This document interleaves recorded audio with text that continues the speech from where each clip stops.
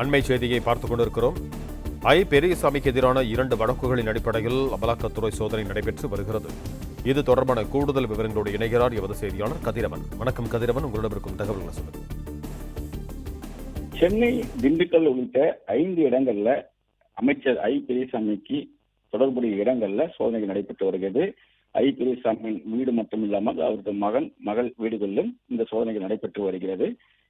இந்த வழக்கின் பின்னணி பார்த்தீங்கன்னா 2 வழக்குகள்ல பெரியசாமி வீட்டுல சோதனை நடப்பதற்கு பின்னணி இருப்பதாகவும் தெரிவிக்கப்பட்டிருக்கிறது. குறிப்பா 2006, 2011 காலகட்டத்தில் அமைச்சராக இருந்த பெரியசாமி அவர்கள் வீட்டு வசதி வாரியத்துல நில ஒதுக்கீடு செய்ததாக புகார். குறிப்பா அவர் திருவாரூர் இருக்கக்கூடிய ஒரு வீட்டை அப்போதைய முதல்வராக இருந்தவரின் பாதுகாவலர் மற்றும் ஒரு ஐபிஎஸ் அதிகாரியின் மனைவி உள்ளிட்டோருக்கு வீடுகளை சட்டவிரோதமாக ஒதுக்கீடு செய்ததாக புகாரானது எழுந்தது. ஆட்சி மாறியதும் அமைச்சர் பெரியசாமி உள்ளிட்டோருக்கு எதிராக வழக்குகளும் லஞ்ச ஒழிப்புத்துறை போலீசாரால தொடரப்பட்டது. இந்த வழக்குல பெரியசாமி அவர்களுக்கு எதிராக குற்றப்பத்திரிகையும் தாக்கல் செய்யப்பட்டது.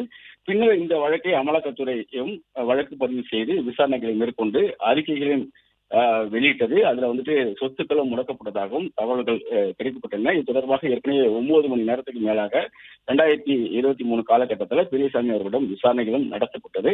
9 மணி நேரம் விசாரணை பின்பு அவர் விடுவிக்கப்பட்டார். ஜாப் மனைவிக்கு சட்டவிரோதமாக நிலம் ஒதுக்கீடு செய்யப்பட்டதாகவும், அதே போல அப்போதைய முதல்வராக இருந்த கருணாநிதி அவர்களின் பாதுகாவலருக்கும் நிலங்கள் சட்டவிரோதமாக ஒதுக்கப்பட்டதாகவும் புகாரை எழுந்து லஞ்ச ஒழிப்புத்துறை வழக்கு பதிவு செய்து இது சட்டவிரோத பணப்பரிமாற்றம் நடைபெற்றதாக சந்தேகத்தில்தான் அமலாக்கத்துறை அப்போதைக்கு வழக்கு பதிவு செய்தது.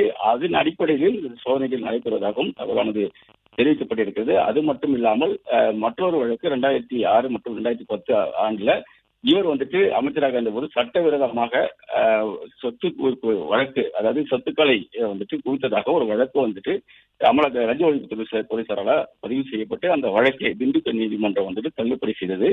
திண்டுக்கல் நீதிமன்றம் தீர்ப்புக்கு எதிராக சென்னை உயர்நீதிமன்றம் பெரியசாமி சொத்து குவிப்பு வழக்கை தாமாக முன்வந்து விசாரணைக்கு எடுத்துக்கொண்டு அந்த வழக்கை விசாரணைக்கு செய்யலாம் என்று உத்தரவிட்டிருந்தது. அதன் அடிப்படையில் தற்போது அமலாக்கத்துறையும் பெரியசாமிக்கு எதிரான விசாரணையை இறங்கியிருப்பதாகவும், சொத்து குவிப்பு வழக்கில் சட்டவிரோத பண பரிமாற்றம் நடைபெற்றதா என்று கண்டறிவதற்காக தற்போது அமலாக்கத்துறை சோதனை நடத்தப்பட்டு வருவதாகவும் தகவலானது கிடைக்கப்பட்டிருக்கிறது. இந்த 2 வழக்கு தொடர்புடைய ஆவணங்களை கைப்பற்றுவதற்காக தான் தற்போது சோதனை நடத்தப்பட்டு வருவதாகவும் 5 இடங்களில் இந்த சோதனை நடைபெறுவதாகவும் தெரிவித்திருக்கிறது. பசுமை சாலைக்குரிய பெரியசாமி அவர்களின் வீட்டில் ரோஜா இல்லத்துல சோதனை நடத்தப்பட்டு வருகிறது. அதே போல திண்டுக்கல்லில் அவரது மகன் மற்றும் மகள் தொடர்புடைய இடங்களிலும் சோதனைகள் நடைபெற்று வருகிறது. அதே போல எம்எல்ஏ அலுவலகத்துல அவரது மகன் செந்தில்குமார் அவரது அறையில சோதனை நடத்துவதற்காக காத்திருந்து அந்த அறையின் பூட்டை உடைத்து சோதனை நடத்துவதற்கும் அமலாக்கத்துறை அதிகாரிகள் திட்டமிட்டிருக்கிறார்கள். பலத்த துப்பாக்கி ஏந்திய சிஆர்பிஎஃப் போலீசார் உதவியோடு இந்த பாதுகாப்போடும் இந்த சோதனைகள் நடைபெற்று வருகிறது.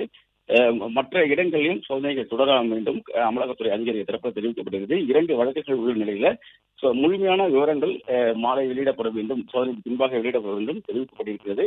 தற்போது அமலாக்கத்துறை அதிகாரிகள் தொடர்ந்து சோதனைகளை மேற்கொண்டு வருகிறார்கள்.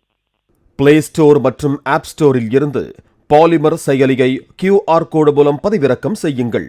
செய்திகளை உடனுக்குடன் பெறுங்கள்.